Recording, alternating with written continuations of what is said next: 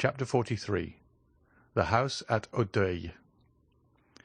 Monte Cristo noticed, as they descended the staircase, that Bertuccio signed himself in the Corsican manner, that is, had formed the sign of the cross in the air with his thumb, and as he seated himself in the carriage, muttered a short prayer. Anyone but a man of exhaustless thirst for knowledge would have had pity on seeing the steward's extraordinary repugnance for the Count's projected drive without the walls, but the Count was too curious to let Bertuccio off from this little journey.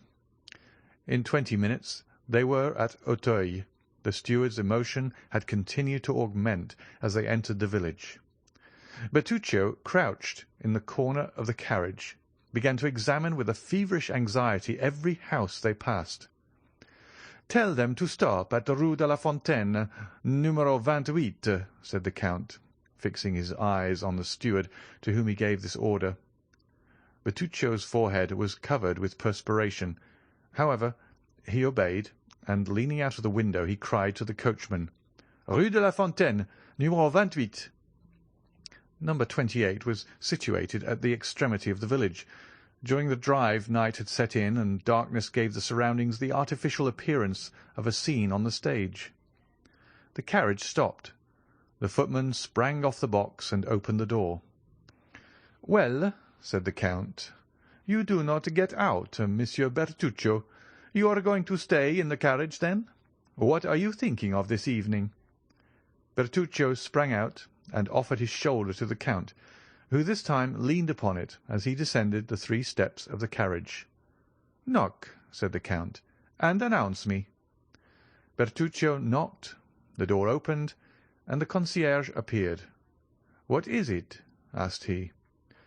"It is your new master, my good fellow," said the footman, and he held out to the concierge the notary's order. "The house is sold, then?" demanded the concierge. "And this gentleman is coming to live here?" "Yes, my friend," returned the Count, "and I will endeavour to give you no cause to regret your old master." "Oh, monsieur," said the concierge, "I shall not have much cause to regret him, for he came here but seldom. It is 5 years since he was here last, and he did well to sell the house, for it did not bring him in anything at all." "What was the name of your old master?" said Monte Cristo. "The Marquis of Saint-Méran. I am sure he has not sold the house for what he gave for it." "The Marquis of Saint-Méran," returned the Count. "The name is not unknown to me. The Marquis of Saint-Méran," and he appeared to meditate. "An old gentleman," continued the concierge, "a staunch follower of the Bourbons. He had an only daughter, who married Monsieur de Villefort, who had been the king's attorney at Nîmes, and afterwards at Versailles." Monte Cristo glanced at Bertuccio, who became whiter than the wall against which he leaned to prevent himself from falling. "And is not this daughter dead?" demanded Monte Cristo. "I fancy I have heard so." "Yes, monsieur, 21 years ago, and since then we have not seen the poor Marquis 3 times." "Thanks, thanks," said Monte Cristo, judging from the steward's utter prostration that he could not stretch the cord further without danger of breaking it. "Give me a light." "Shall I accompany you, monsieur?" "No, it is unnecessary. Bertuccio will show me a light." And Monte Cristo accompanied these words by the gift of 2 gold pieces, which produced a torrent of thanks and blessings from the concierge. "Ah, monsieur," said he, after having vainly searched on the mantelpiece and the shelves, "I have not got any candles." "Take one of the carriage lamps, Bertuccio," said the Count, "and show me the apartments." The steward obeyed in silence, but it was easy to see, from the manner in which the hand that held the light trembled, how much it cost him to obey. They went over a tolerably large ground floor. A second floor consisted of a salon, a bathroom, and 2 bedrooms. Near one of the bedrooms they came to a winding staircase that led down to the garden. "Ah, here is a private staircase," said the Count. "That is convenient. Light me, Monsieur Bertuccio. It leads to the garden." "And pray, how do you know that?" "It ought to do so, at least." "Well, let us be sure of that." Bertuccio sighed, and went on first. The stairs did indeed lead to the garden. At the outer door the steward paused. "Go on, Monsieur Bertuccio," said the Count. But he who was addressed stood there stupefied, bewildered, stunned. His haggard eyes glanced around as if in search of the traces of some terrible event, and with his clinched hands he seemed striving to shut out horrible recollections. "Well?" insisted the Count. "No, no!" cried Bertuccio, settling down the lantern at the angle of the interior wall. "No, monsieur, it is impossible. I can go no further." "What does this mean?" demanded the irresistible voice of Monte Cristo.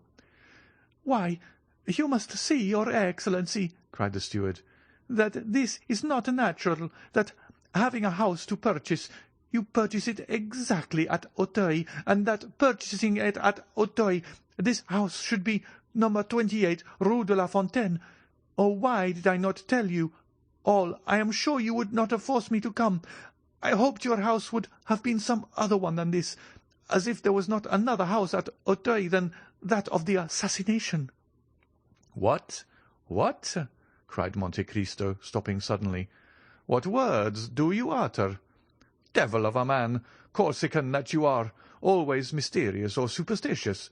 Come, take the lantern, and let us visit the garden. You are not afraid of ghosts with me, I hope." Bertuccio raised the lantern and obeyed. The door, as it opened, disclosed a gloomy sky in which the moon strove vainly to struggle through a sea of clouds that covered her with billows of vapour, which she illumined for an instant, only to sink into obscurity.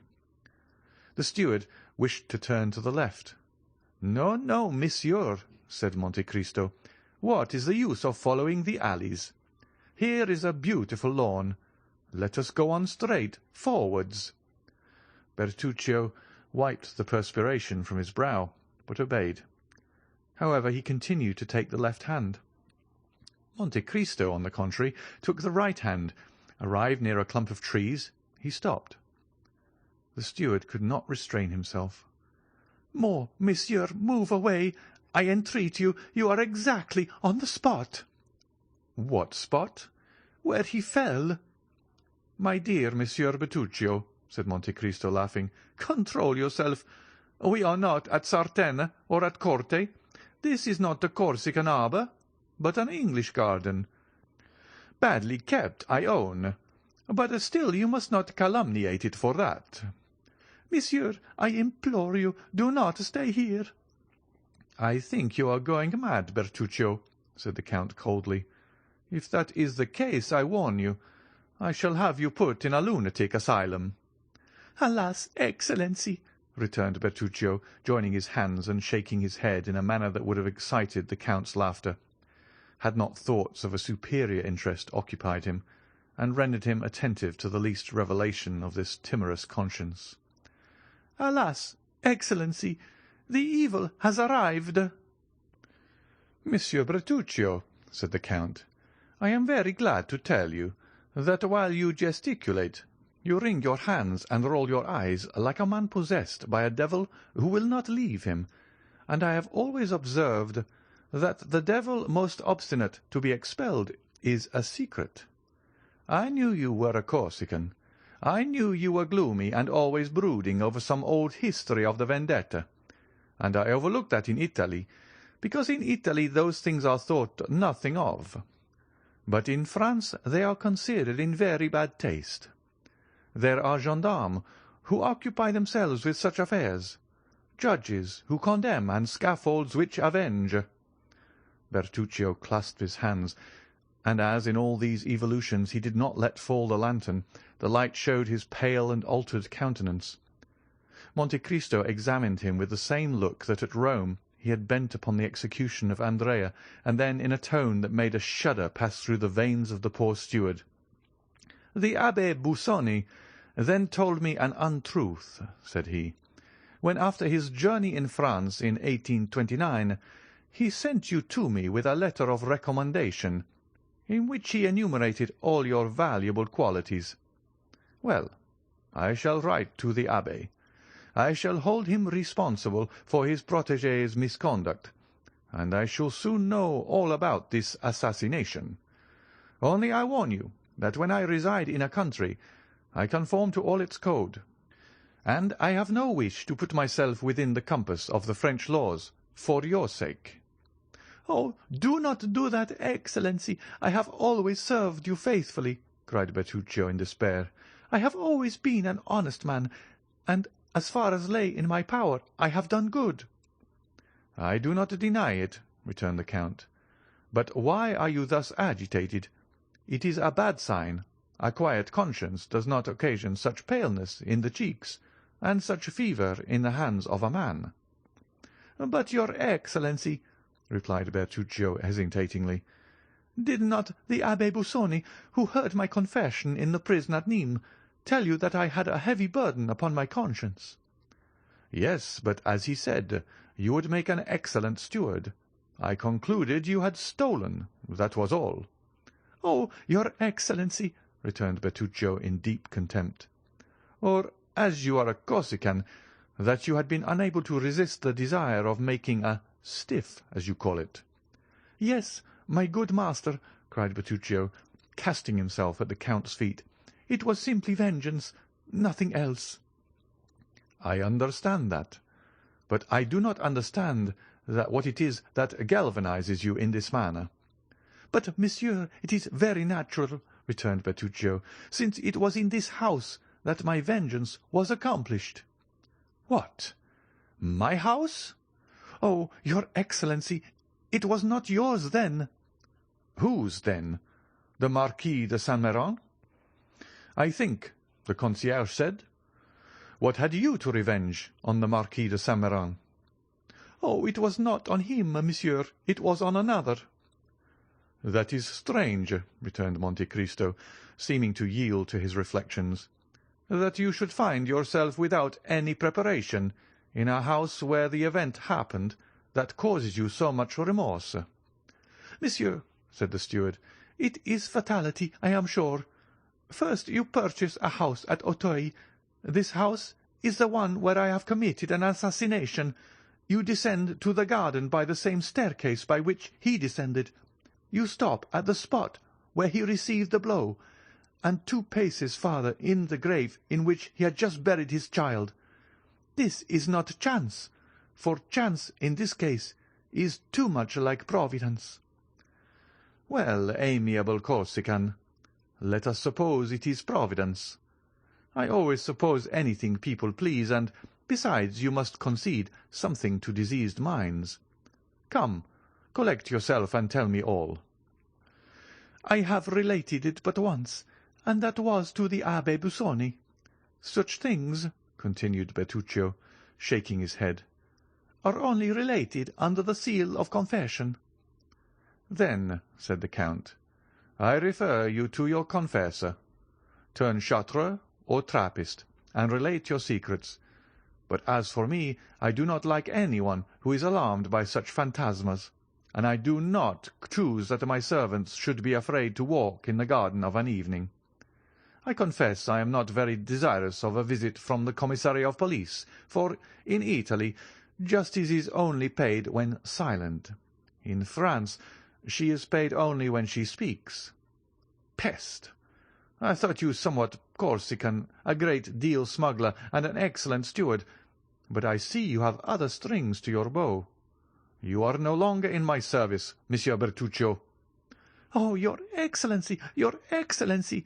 cried the steward, struck with terror at this threat. "If that is the only reason I cannot remain in your service, I will tell all, for if I quit you it will only be to go to the scaffold." "That is different," replied Monte Cristo. "But if you intend to tell an untruth, reflect it were better not to speak at all." "No, monsieur, I swear to you, by my hopes of salvation, I will tell you all, for the Abbé Busoni himself only knew a part of my secret. But, I pray you, go away from that plane tree. The moon is just bursting through the clouds, and there, standing where you do, and wrapped in that cloak that conceals your figure, you remind me of Monsieur de Villefort." "What?" cried Monte Cristo. "It was Monsieur de Villefort?" "Your Excellency knows him?" The former royal attorney at Nîmes, Yes. who married the Marquis of Saint-Méran's daughter, Yes. who enjoyed the reputation of being the most severe, the most upright, the most rigid magistrate on the bench. Well, monsieur, said Bertuccio, this man, with this spotless reputation, Well? was a villain. Bah! replied Monte Cristo. Impossible. It is as I tell you. Really? said Monte Cristo. Have you proof of this? I had it. And you have lost it. How stupid! Yes, but by careful search it might be recovered. Really? returned the Count. Relate it to me, for it begins to interest me. And the Count, humming an air from Lucia, went to sit down on a bench, while Bertuccio followed him, collecting his thoughts. Bertuccio remained standing before him.